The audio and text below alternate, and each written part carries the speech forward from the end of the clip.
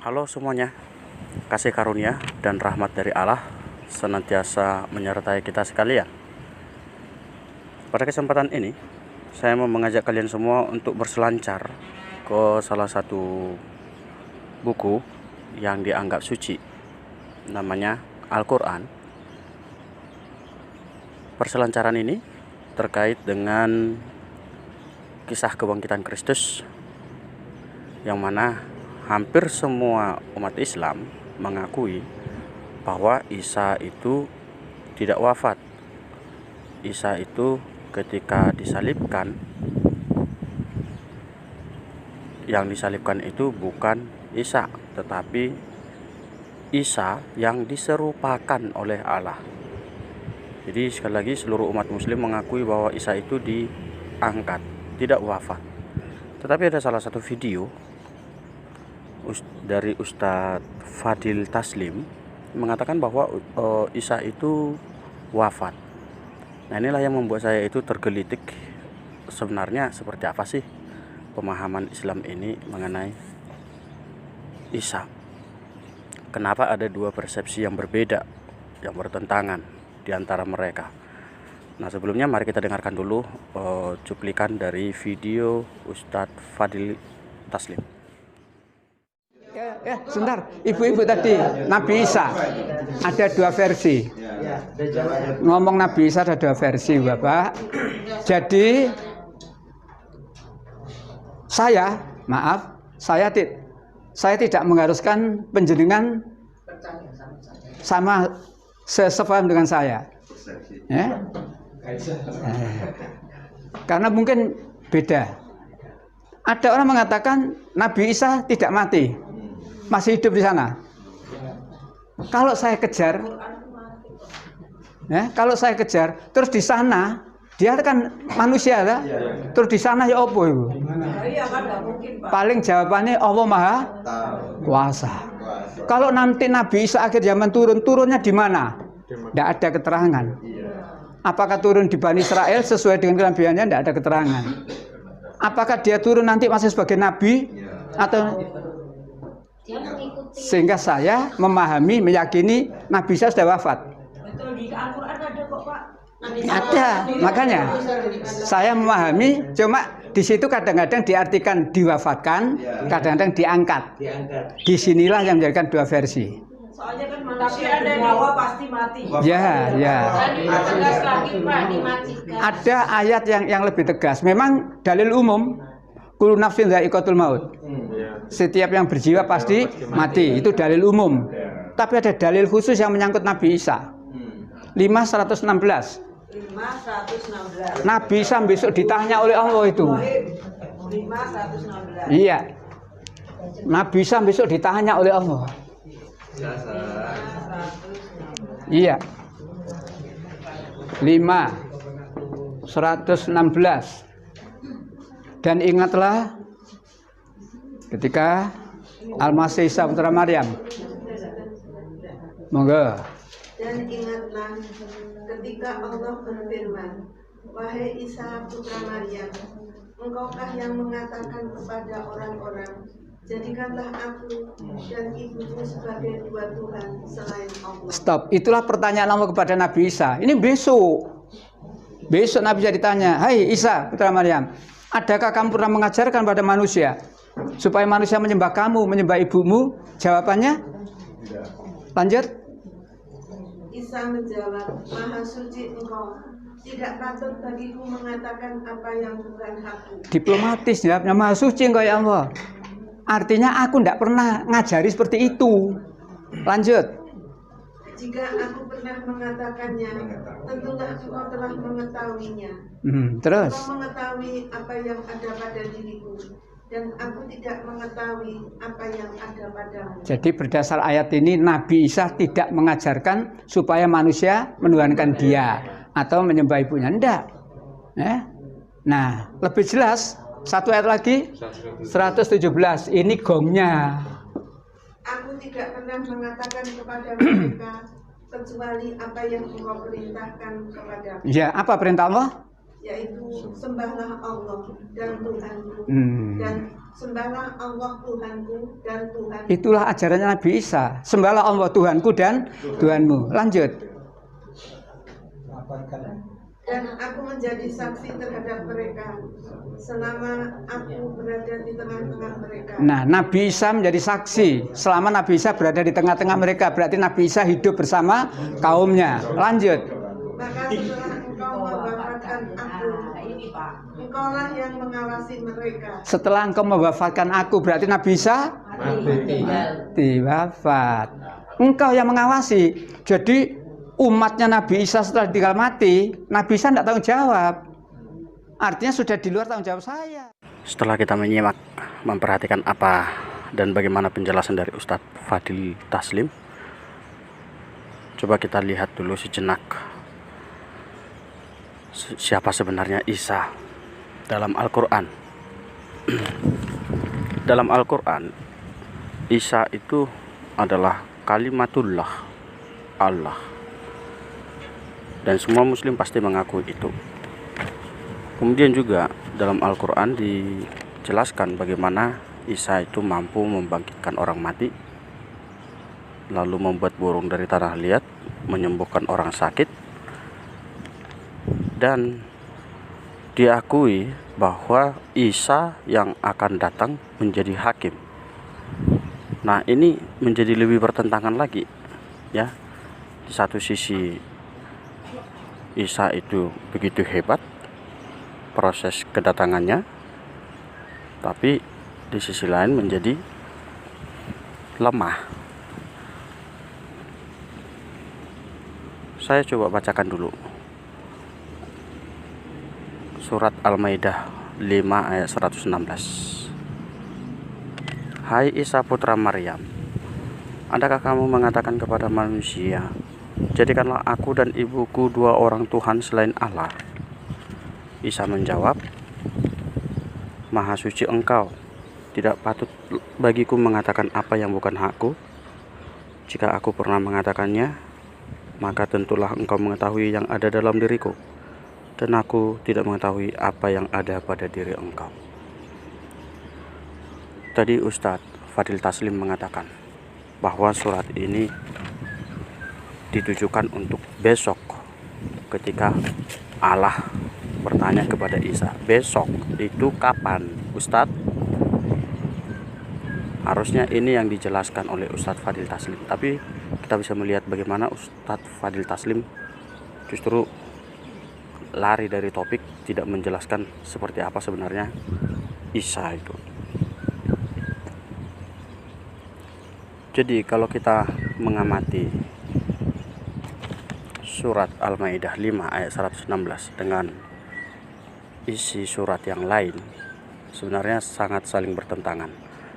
Seperti yang saya katakan tadi itu, di mana dalam surat yang lain dikatakan Isa itu dari kalimat, kemudian bisa menyembuhkan, bisa membangkitkan orang mati.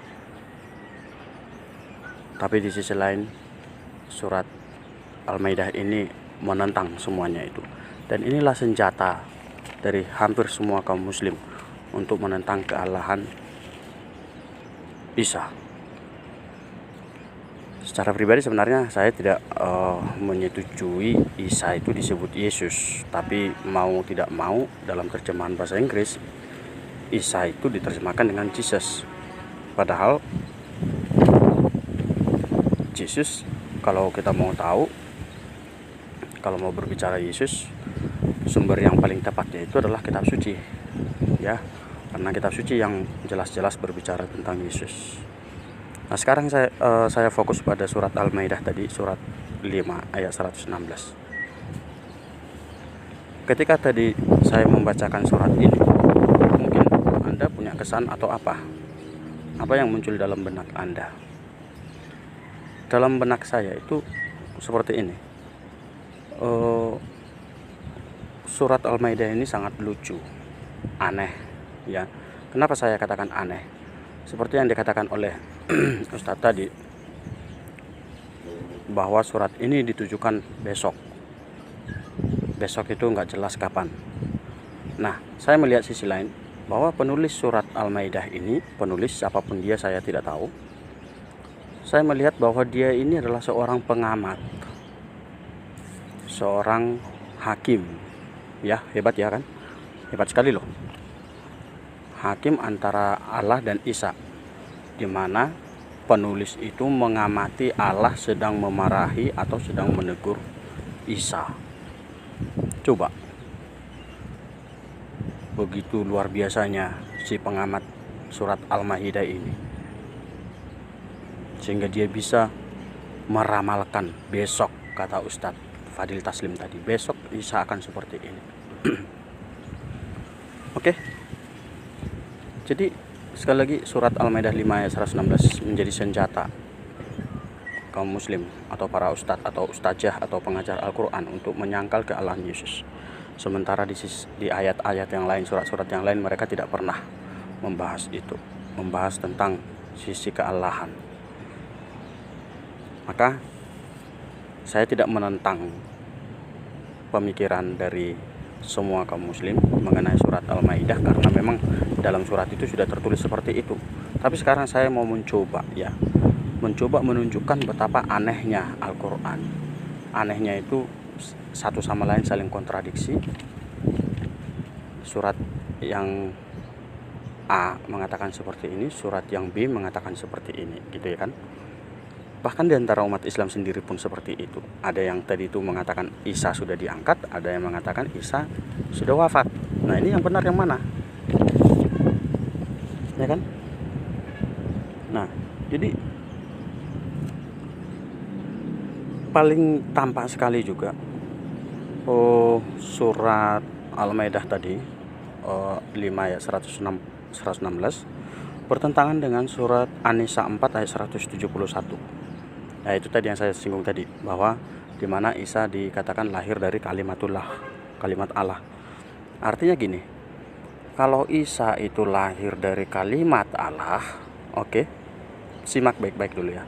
Kalau Isa itu lahir dari kalimat Allah, berarti Allah itu menghendaki agar Isa lahir. Iya kan?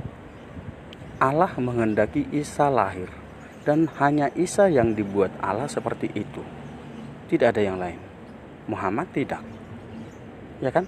Fadil Taslim juga tidak, bukan dari kalimat Allah dia itu. Jadi hanya Isa yang lahir dari kalimat. Kalau lahir dari kalimat, sekali lagi berarti Allah menghendaki Isa. Tapi kalau surat Al-Maidah mengatakan, surat Al-Maidah 5 tadi 116 tadi itu mengatakan Allah menegur Isa karena Isa dikatakan mempertuhankan atau menjadikan dirinya Allah. Saya kira di sini Allah tidak konsisten dengan apa yang dilakukan oleh Allah sendiri. Allah menentang kehendaknya sendiri. Coba Ustadz Fadil Taslim atau Ustadz siapapun itu supaya meluruskan pemahaman ini dulu di antara kalian. Coba kalian gali lebih dalam lagi mengenai inti sebenarnya apa yang mau disampaikan. Bukan hanya dari surat Al-Maidah, tapi bandingkan dengan surat-surat yang lain. Jangan hanya taunya menjelek-jelekkan Isa, menjelek-jelekkan kekristenan. Ini kita negara toleransi. Jadi kalau seperti ini pengajaran, ini berbahaya sekali Ustadz. Anda tidak tahu apa yang harus Anda omongkan. Saya ragu kualifikasi Anda sebagai Ustadz itu harusnya dipertanyakan. Anda tidak punya kualifikasi sama sekali, tidak punya kompetensi dan tidak punya kualitas Ustadz Fadil Taslim untuk membahas kealahan seperti ini. Ya, jadi tolong itu yang harusnya diluruskan oleh para ustadz, supaya tidak ada salah persepsi, tidak ada salah pahaman, dan tidak ada perbedaan pandangan di antara kalian. Di antara kalian aja kaum muslim kalian berbeda-beda. Ya kan?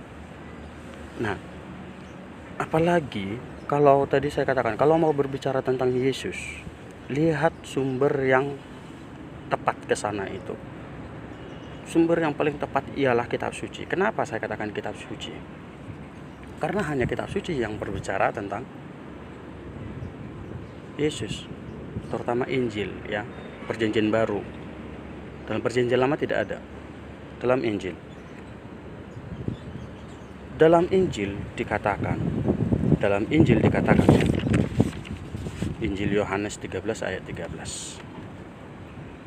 kamu menyebut aku guru dan Tuhan, dan katamu itu tepat, sebab memang akulah guru dan Tuhan. Itu dalam surah Yohanes 13 ayat 13. Anda tahu siapa Yohanes? Yohanes ini adalah murid yang paling dikasihi, murid yang paling dekat dengan Yesus, yang paling mengenal Yesus.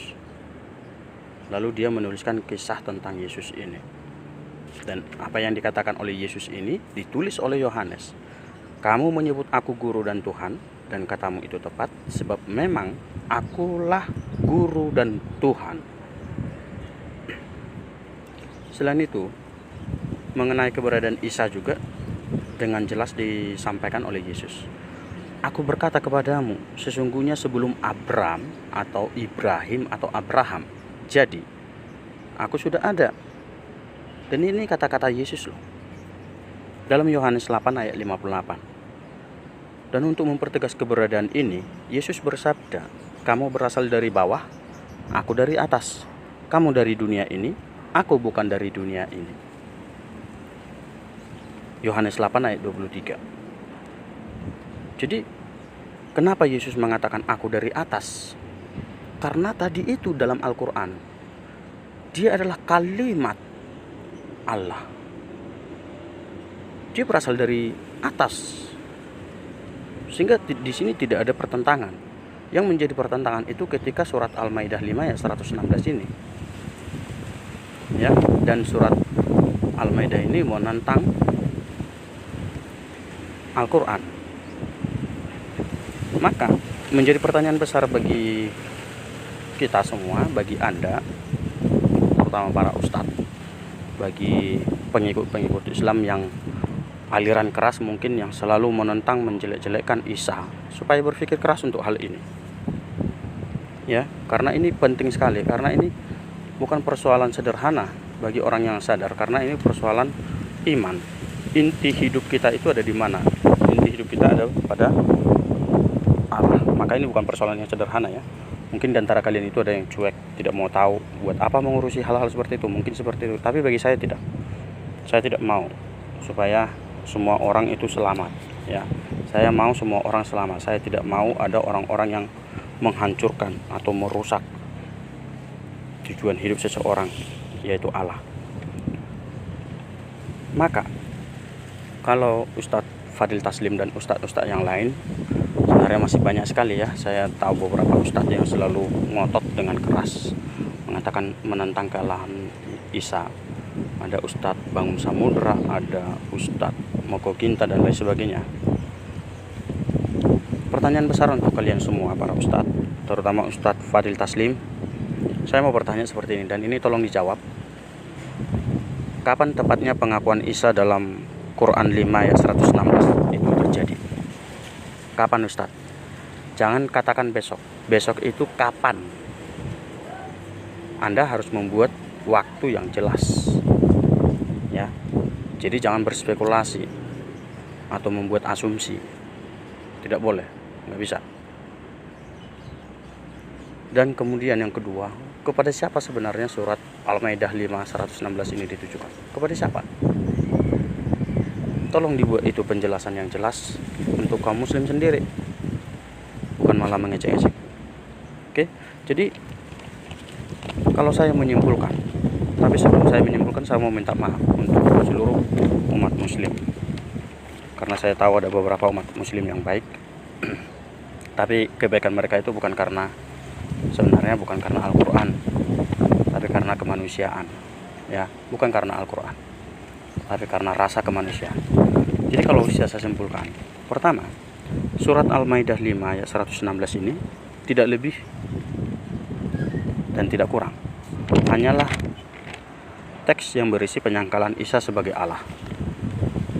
Dan jika dibandingkan dengan ayat-ayat yang lain dalam Al-Quran, maka bisa dikatakan seluruh teks Quran tidak lebih dari buku kebencian yang mengajarkan kejahatan, kekerasan, dan paling utama ketidakjelasan Allah di dalam Al-Quran. Mengapa saya katakan demikian? Silahkan Anda baca surat 9 secara seluruhnya dan pahami baik-baik, dan Anda akan terheran-heran, geleng-geleng kepala, membaca bagaimana Allah menyuruh orang-orang untuk berperang, membunuh, berjihad, membenci, menganggap orang lain najis dan lain sebagainya. Makanya tidak mengherankan kenapa banyak teroris-teroris itu dari kalangan Islam, dari kalangan Muslim. Mungkin itu alasannya. Oke? Jadi tidak mengherankan kenapa itu terjadi. Misalnya dalam Quran surat 9 ayat 7, ayat 12, ayat 13 sampai 14, kemudian surat 9 ayat 20, lanjut lagi surat 9 ayat 29, kemudian surat 9 ayat 28, dan ajaran tentang perang itu surat 29 sampai 31. Maka kesimpulan yang kedua juga, Allah dalam Al-Quran tidak jelas. Ya, saya katakan juga tidak jelas karena Quran mengajarkan Allah yang maha kuasa, maha tahu, dan penyayang. Tetapi sayangnya Allah dalam Quran tidak bersedia mengambil bagian dalam penderitaan umatnya. Seperti peristiwa penyaliban Isa. Dikatakan bahwa Isa itu diserupakan dengan Isa yang lain. Di sini sangat tampak jelas bahwa Allah dalam Al-Quran itu adalah Allah pengecut, sehingga harus menyerupakan Isa. Allah dalam Al-Quran itu begitu repot sehingga harus membuat Isa yang lain yang mirip dengan Isa yang asli. Coba, Allah itu kurang kerjaan dalam Al-Quran sehingga dibuat seperti itu. Sekali lagi mohon maaf, ini bukan penghinaan, tapi ini adalah penjelasan logis. Ya, coba kalau kalian pikirkan,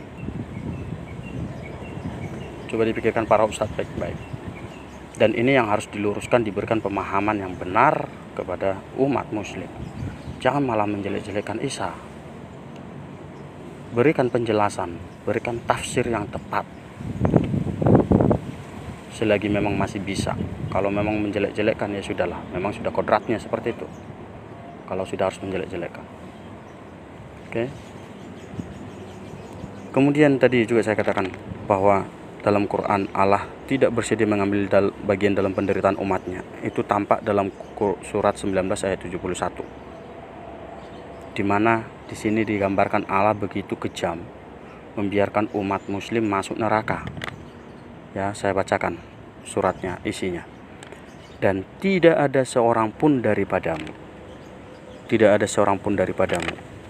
Maksudnya yang akan selamat. Tidak ada seorang pun daripadamu akan selamat dalam kurung, melainkan mendatangi neraka itu. Hal itu bagi Tuhanmu adalah suatu kemestian yang sudah ditetapkan. Jadi bagaimana umat Islam itu sudah ditetapkan mendatangi neraka, masuk dalam neraka. Dan disinilah perbedaannya dengan ajaran Kristiani, ajaran Kristen. Dalam ajaran Kristen dikatakan Yesus itu disalibkan tapi bangkit. Sebagai Allah dia bangkit. Kenapa harus disalibkan? Yaitu untuk keselamatan manusia.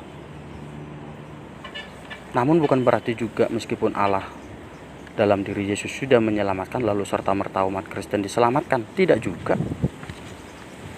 Ya, bukan karena Allah melalui Yesus sudah melakukan pengorbanan luar biasa lalu semata-mata langsung diselamatkan. Tidak juga, tidak.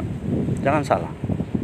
Justru bagaimana sekarang keselamatan itu sudah diberikan, lalu umat Kristen, ya umat Kristen itu berjuang untuk mendapatkan keselamatan itu, karena keselamatan sudah diberikan. Paham nggak sampai di sini? Jadi Yesus wafat untuk memberikan keselamatan. Berbeda dengan Al-Quran, tidak ada keselamatan, melainkan harus masuk neraka. Nah, kemudian kalau Allah dalam Al-Quran tidak jelas, isi Al-Quran tidak jelas karena ada pertentangan, perbedaan satu sama lain, maka Isa yang dimaksud dalam Quran juga tidak jelas. sekalipun sekali lagi diterjemahkan dalam bahasa Inggris adalah Jesus, dan mungkin ada beberapa kemiripan dalam kisah tentang Yesus dalam Injil. Jadi jangan sesekali mengkaitkan antara Isa yang ada dalam Kristen dengan Isa yang ada dalam Al-Quran. Jangan sesekali Pak Ustadz, karena itu sudah berbeda. Sekalipun ada kemiripan, kenapa bisa seperti itu? Ya, bisa jadi Al-Quran mencontek. Kenapa saya katakan mencontek? Karena kalau melihat sejarah, Al-Quran itu baru ditulis sekitar tahun 700 sampai 800 sesudah Isa. Ya, 700 sampai 800. Coba Anda bayangkan, jauh sekali jaraknya itu. Logis enggak? Menuliskan sesuatu yang sudah 700-800 tahun.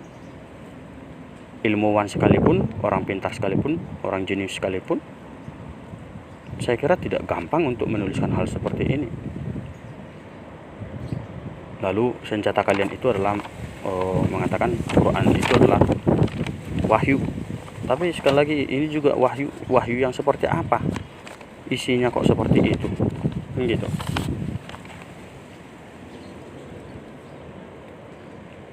Maka coba dipikirkan sekali lagi untuk para ustadz, untuk sekali lagi lebih konsisten dengan Quran, dengan isi Al-Quran, berikan penjelasan yang sejelas-jelasnya. Karena kalau demikian caranya, jika demikian caranya menjelaskan Al-Quran, maka akan timbul pertentangan, perdebatan, permusuhan, kebencian. Dan memang seperti itukah yang diajarkan oleh Al-Quran? Saya tidak tahu. Ketidakjelasan ini juga semakin tampak lagi dari surat Al-Maidah 4 ayat 157. Quran sudah mengkonfirmasi bahwa Isa sudah diangkat Allah. Artinya Isa hidup, Isa sudah santai-santai di surga. Kemudian surat 5 ayat 116 menuliskan pertentangan itu, ya kan? Menuliskan perdebatan, menuliskan percakapan antara Isa dengan Allah. Maka harapan saya untuk semua para ustadz, jangan sesekali menjelaskan iman Kristiani tanpa sepengetahuan kalian, terutama untuk Ustadz Fadil Taslim. Anda sudah tua, harusnya Anda memberikan suatu kebijaksanaan kepada kaum muslim, bukan mengajarkan kebencian, bukan mengajarkan pemahaman yang keliru. Kalau Anda sekali lagi mau berbicara tentang Yesus, lihat sumber aslinya, yaitu kitab suci, bukan berdasarkan Al-Quran. Karena Al-Quran itu ditulis baru tahun 700-800, dan kemudian yang kedua, Al-Quran itu isinya itu saling bertentangan satu sama lain. Baik, sekian dari saya untuk kalian semua. Mohon maaf jika ada kesalahan kata-kata, tidak bermaksud untuk menyinggung atau membuat sakit hati kaum muslim. Hormat, rasa cinta dan kasih sayang saya untuk kaum muslim yang luar biasa baik-baik. Saya akui ada beberapa dan banyak sekali yang baik. Tetaplah menjadi orang baik, muslim yang baik. Sekalipun dalam Al-Quran diajarkan permusuhan, pertentangan, perang, jihad, dan lain sebagainya. Jadilah manusia baik, karena dengan kebaikan itu Anda dan kita semua akan diselamatkan. Tuhan Yesus memberkati.